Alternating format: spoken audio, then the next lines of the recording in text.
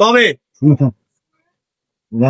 আপনারা যে দুর্গা উৎসব করছেন, ধর্ম আপনাদের ধর্ম পালন করবেন, আমাদের ধর্ম পালন করবো। আমার ছোট ভাই কথা বলছে, সংখ্যালঘু বলতে কথা নাই। আমরা বিএনপি অতীতেও আপনাদের পাশে ছিলাম, সুখে দুঃখে, বর্তমানে আছি, ভবিষ্যতে ইনশাল্লাহ থাকবো।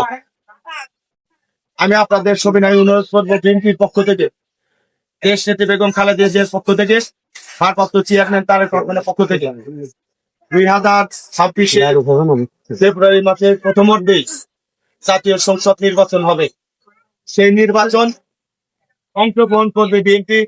বিএনপির পক্ষ থেকে সিরাজগঞ্জ 3 অর্থাৎ সলঙ্গা, রায়গঞ্জ এবং তারার আমরা একজন এমপি প্রার্থী থেকে বিএনপির পক্ষ থেকে, সেই এমপি প্রার্থীর পক্ষে আমরা সবাই কাজ করব।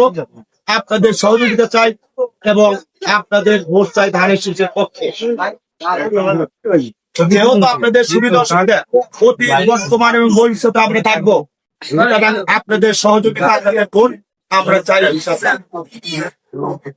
পরিশেষে আমি বক্তব্য দীর্ঘায়িত করতে আছে 10টা 24 বাজে। পরিশেষে আপনাদের সবার সুস্বাস্থ্য এবং দীর্ঘায়ু কামনা করছি। আমরাও দোয়া করি এই আপনাদের উৎসব উত্তর সমৃদ্ধ কামনা করবো, আপনারা আপনাদের আনন্দ উপভোগ করেন। দেখেন আপনারা এখানে এই দুর্গা উৎসব করছেন, করছেন,